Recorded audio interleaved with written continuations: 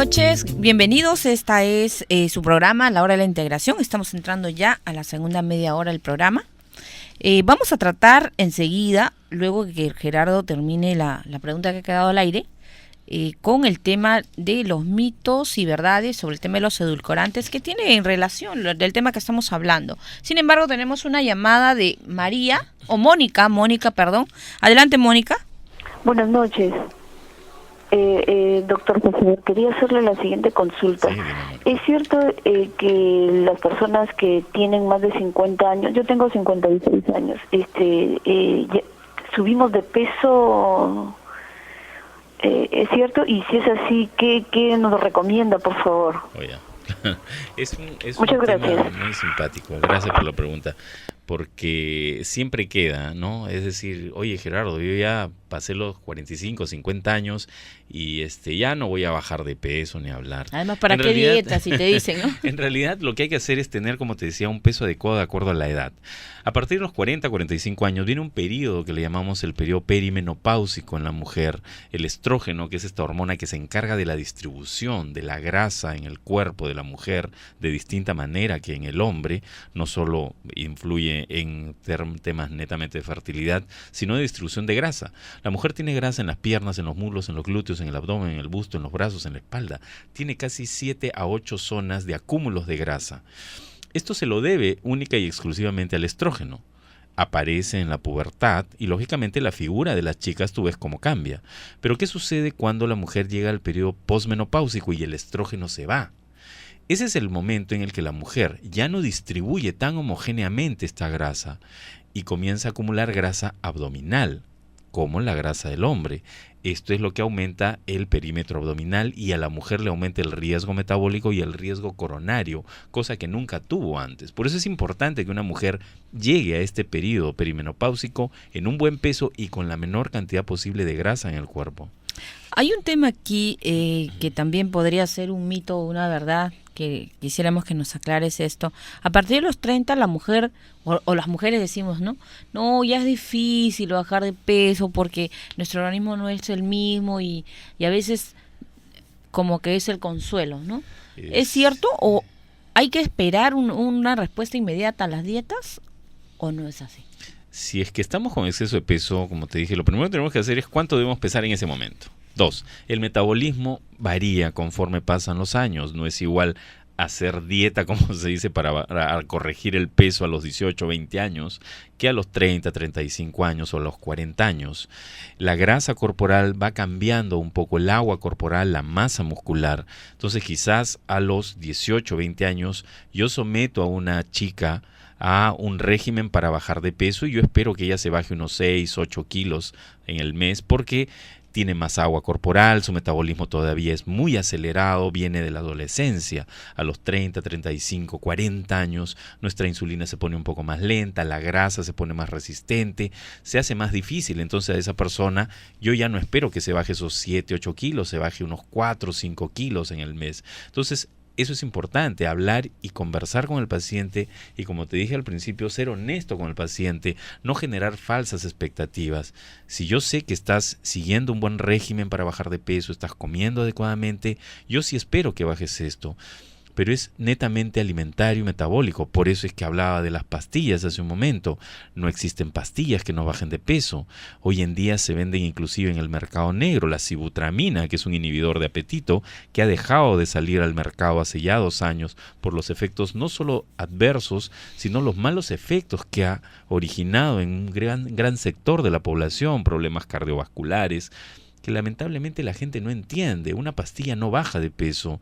Puede haber inhibidores de apetito, puede haber pastillas que nos ayuden en algún momento, pero el 90-95% de mi pérdida de peso y de mi mejora en el estado nutricional es comer correctamente. Uh-huh. En este sentido, los alimentos, algunos no toman desayuno, por ejemplo, o no cenan.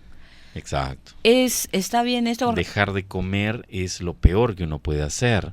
El organismo ti es un relojito. Nosotros tenemos dentro de nuestro organismo muchas hormonas, muchos neuropéptidos, muchas enzimas que funcionan en ciertas horas del día.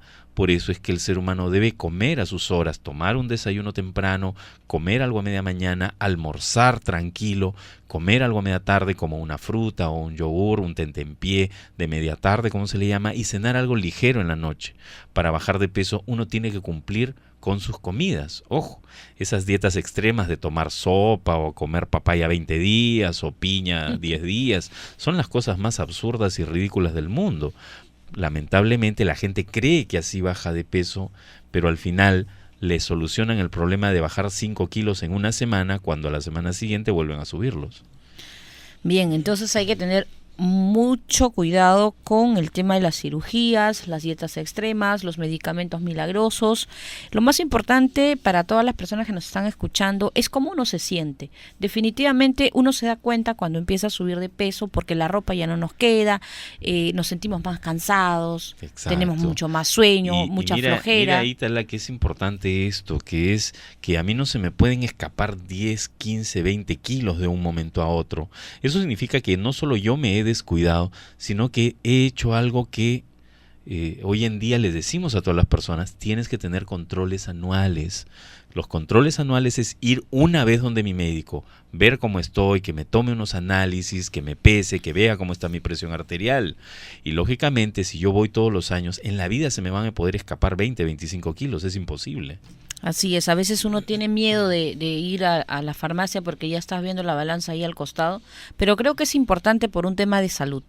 Es importante porque cuando nos ocurre algo, de pronto nosotros tenemos una consecuencia fatal, pero tenemos mucha gente, familiares que sufren por nosotros, que se quedan tristes y que a veces no superan esa pérdida, doctor. Por lo tanto, no solamente pensemos en nosotros, sino también en todas las personas que nos quieren, todas las personas que necesitan mucho de nosotros y cuánto nosotros podemos aportar para ellos también. Podemos ser un ejemplo, por ejemplo, de perseverancia cuando tomamos la decisión, si tenemos exceso de peso, de bajar saludablemente con una muy buena dieta, controlado por un médico, por un profesional en el tema. Creo que seríamos un mejor ejemplo, ¿no? Dejaríamos un mejor legado en la gente que nos rodea al ser perseverante, al preocuparnos mucho por nosotros mismos, el autoestima, el amor propio y también el amor al prójimo, ¿no es cierto? El ejemplo es lo más importante, como dices, porque tenemos papás que comen muy mal, o papás chatarreros, y claro, lógicamente hoy estamos con un problema serio con los niños, con sobrepeso, con obesidad, y o podemos ser un buen ejemplo o podemos ser el peor ejemplo también alimentario para nuestros hijos. Uh-huh.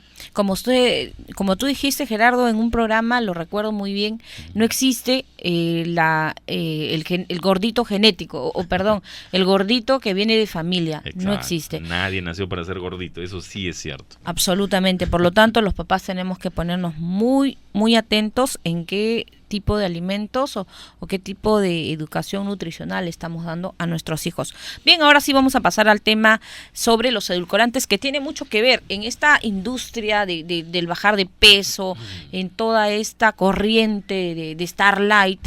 En nuestro mercado existe infinidad de productos que evitan que consumamos azúcar. He leído algunos artículos en internet, usted sabe que no es la mejor referencia en algunos casos, que dicen que el aspartame, si no me equivoco, es nocivo, que te produce infartos, y en el otro caso la stevia, que es un edulcorante natural, está prohibido en Europa. ¿Es cierto? Un poco ilústranos, Gerardo, en este tema. Los edulcorantes en realidad surgieron como una necesidad en el ser humano. En la antigüedad se hablaban de los endulzantes. El endulzante natural por excelencia fue la miel de abeja. Lamentablemente la miel de abeja engorda. Uh-huh. En el siglo pasado, con los problemas de diabetes, se trataron de dar suplementos que endulcen y que no le hagan tanto daño al diabético, con el tema de no generar tanto azúcar sanguínea. El primer edulcorante que se comenzó a difundir fue la sacarina, que lamentablemente tuvo efectos tóxicos y se descubrió en la década de los 70 y se retiró del mercado. Justo en esa época se descubrió el aspartame. que ya tiene buenos años en el mercado. Lamentablemente, hoy en día hay más personas que quieren comer menos azúcar. Es decir, hay más personas que queremos comer o tomar o consumir más edulcorantes porque no nos interesa el tema de comer azúcar. Entonces la industria del azúcar ha sido la primera que se ha afectado, aunque no creas. Por internet, entonces, que hemos tenido un ataque masivo, primero al aspartame, pero en 40 o 50 años de aspartame hasta el día de hoy no se ha comprobado que haga daño. Nadie ha muerto por aspartame. Se dice que genera lupus eritematoso sistémico, esclerosis múltiple, ceguera, polineuropatías. Lamentablemente, el lupus eritematoso sistémico es una enfermedad autoinmune y no tiene nada que ver con el aspartame. Hay muchas enfermedades a las que se le asocia esto. Otro es que personas que consumen grandes cantidades de aspartame tienen problemas de ceguera y polineuropatías. Pero lógicamente quien consume en gran cantidad los edulcorantes son diabéticos, y los diabéticos tienen problemas de retinopatía y tienen problemas de neuropatía, pero no por el aspartame, sino por la enfermedad misma. Se han hecho muchos estudios y se hacen estudios, lógicamente, con productos artificiales, con los medicamentos en sí. Es decir, yo cuando saco al mercado un medicamento, este medicamento tiene una dosis terapéutica, tiene una dosis tóxica y tiene una dosis letal. Si yo te pusiera un ejemplo muy extremo, los jarabes, por ejemplo, que le damos para la tos a los niños, tienen un efecto terapéutico, que es más o menos como te dice el pediatra: dale 5 mililitros cada 8 horas, es decir, 15 mililitros de este jarabe en 24 horas. Puedes aumentar esa dosis a un poco más, pero yo sé que si le doy un frasco cada 8 horas a este niño, voy a producirle efectos tóxicos en el hígado y en el sistema cardiovascular. Pero imagínate que yo le dé 4 frascos cada 8 horas a este niño. Lo más probable es que yo le ocasione un infarto. Eso se llama dosis letal. Es decir, si yo tengo un producto del que voy a abusar en medida extrema, lógicamente voy a tener efectos tóxicos. Lamentablemente, los edulcorantes no tienen esa dosis extrema. Es decir, quizás en ratas se hizo un estudio y el aspartame utilizado en cantidades realmente exorbitantes, es decir, de 54 a 58 sobres diarios durante 30 días, a este animal se le ocasionaba una cirrosis hepática y un daño renal grave. Pero a nadie en el mundo se le ocurre tomar tal cantidad de edulcorantes, ni lógicamente por tanto tiempo. Bien, tenemos una llamada de Lourdes desde Surco. Adelante, Lourdes. Hola, doctor. Estaba llamando para preguntarle un poco sobre los edulcorantes. ¿Me podría decir usted cuál es la diferencia entre los edulcorantes naturales y los artificiales? ¿Qué diferencias hay? ¿Por qué y si el uso es normal para las personas que están sujetas a régimen alimenticio? Gracias por la pregunta. Gracias, Lourdes.